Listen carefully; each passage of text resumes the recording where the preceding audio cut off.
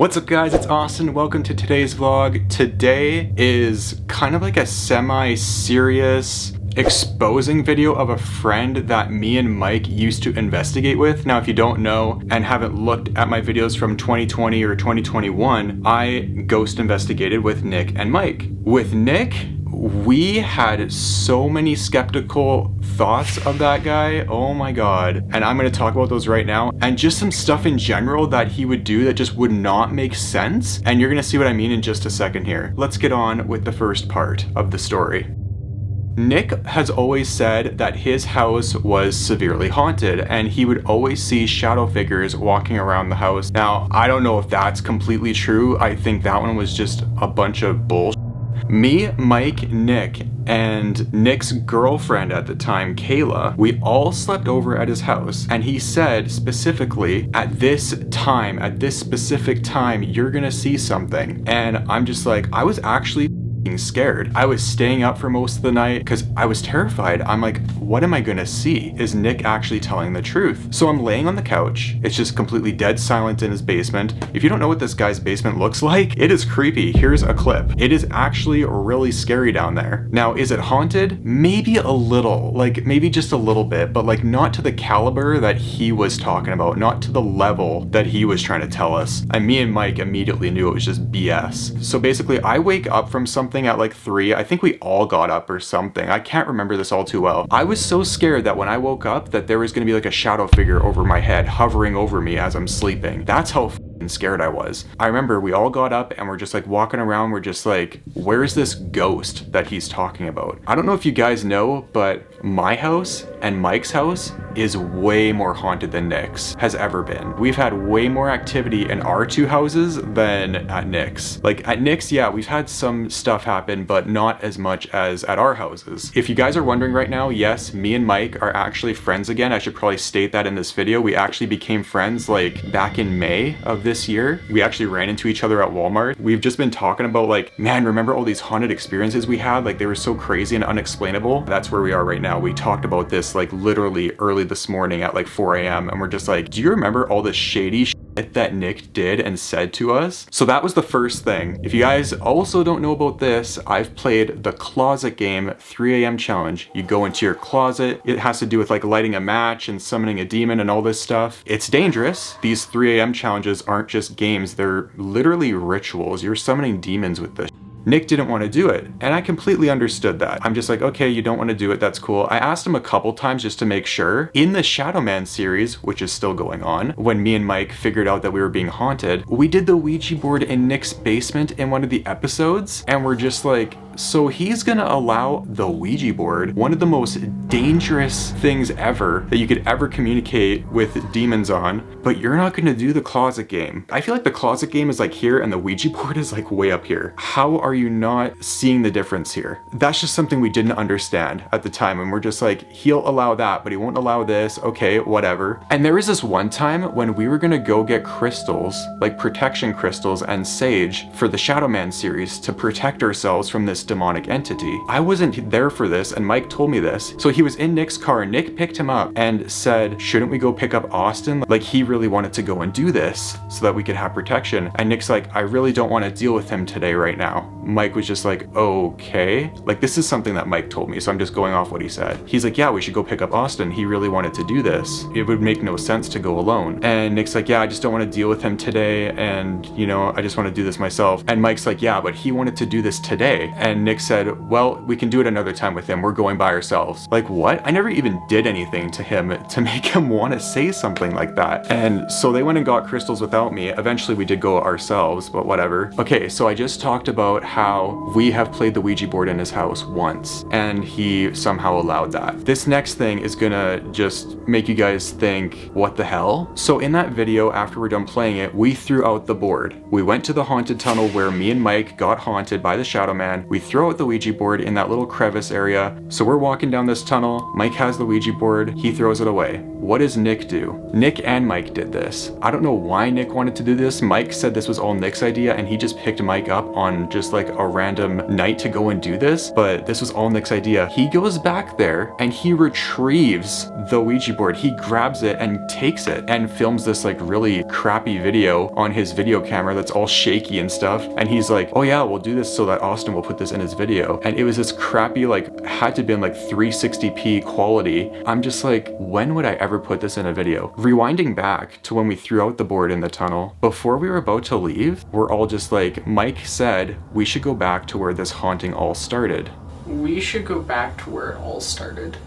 The ruins? Yeah. And Nick was like, yeah, we should throw the Ouija board out at that tunnel. And that's what we did. But before we left, me and Nick actually had an argument off camera. I wish I would have turned back on the camera when this was happening. If this was happening nowadays, I would have done that. On camera, I said, since we had an attachment, I refuse to go back there. I know you said that we shouldn't, remember? Well, like I said that I refused to go back but, there. Like I was traumatized of that place, but recently, obviously, I went back and I did the Haunted Tunnel series to kind of just end it all and never go back, which you guys can go check that out in the comments down below and in the description. I did not want to return there, but Nick just insisted that we go back. So the argument off camera was us still arguing about that. I'm just like, I do not want to go back there. Like, why am I being forced to go somewhere I don't want to go? He's like, Austin, like, we need to get this attachment off you guys so that when we go to haunted places, we know that it's the places that are haunted and not something that is attached to you guys following us. I'm just like, yeah, I get that, but like, can't we do that on a day when it's not minus 20 degrees Celsius in the winter time? It was minus 20 degrees Celsius in the winter time when we did this. It was cold. And for you people that are in Fahrenheit in the US, that is -4 degrees Fahrenheit. That is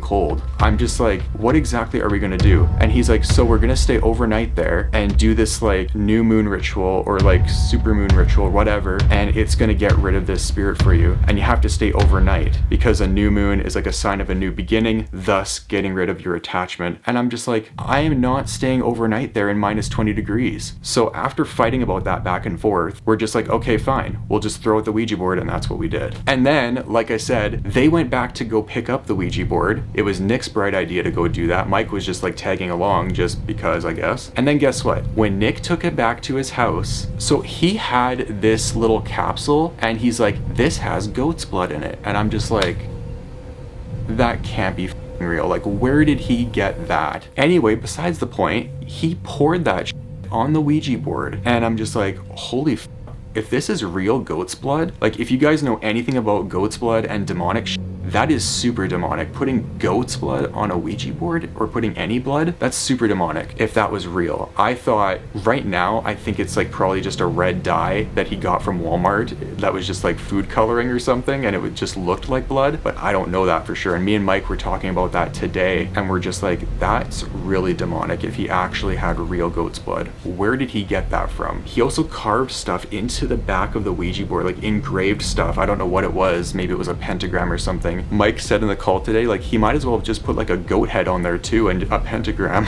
And I kind of laughed at that because that was kind of funny. But like, if you think about it, it's really not that funny. It's actually really serious when you do stuff like that. And we're just like, we don't want this Ouija board back. You ruined it. He completely messed it up. It looked terrible after that. It was full of like red liquid and stuff. And we're just like, was that real goat's blood? I hope not. Now we're getting into the final story with the police at the graveyard. We know Nick is a notorious liar when it comes to the paranormal. We already went through that through this video. He is a huge liar when it comes to the paranormal, especially with his house being haunted. His house was only a little bit haunted, guys. So with this graveyard, actually before I even get into this, the location we were gonna go to was an abandoned place. It ended up not working out because we're just like, this is some place where like the owners can come back soon. Like it was that kind of an area where we thought, okay, somebody's gonna come by soon. This was at nighttime, so we're just like, let's leave and go somewhere else. So we went to this cemetery, and before we went there, we went over to CJ's house. He was in one of the Ouija board videos at the haunted mine entrance during the Shadow Man series, and we went to his house to get stuff or whatever, and Nick told me, yeah, this is like one of the most haunted cemeteries in our city. And I'm just like, oh yeah, we're going to St. Patrick's Cemetery, right? And he's like, no, not that one. It's Mountain View Cemetery or whatever it's called. And I'm just like, that place isn't that haunted. It's not the most haunted in our city. St. Patrick's Cemetery is the one that's the most haunted, because I went there with Mike, had a lot of stuff happen. I went there with Nick, had some weird sounds and stuff happen. I went there by myself and got the most activity that I've ever gotten there. So please tell me how this graveyard is more haunted than St. Patrick's Cemetery. He claimed that he had been there before. We end up going to this stupid graveyard that probably isn't even that haunted. We're just about to pull up and I'm just like, Nick, did you bring like sage and stuff to protect ourselves? And he's like, no, Austin, we're not doing a seance. Like, he was really rude about it. He's like, we're not doing a seance. We're not doing any of that stuff. I'm just like, well, then why are we here? Like, we're here to communicate with something, and that's usually how you do it. I mean, you don't have to do a seance, but that is usually one of the best ways to do it. Anyway, we go into the graveyard. We see some weird stuff, but nothing that was absolutely concrete paranormal. And this is the point where I'm getting so frustrated. I'm just like, he is such a liar. I knew that this wasn't the most haunted cemetery. It's St. Patrick's. That's the most haunted in our city. I've been there like 3 times. While we were trying to investigate, we see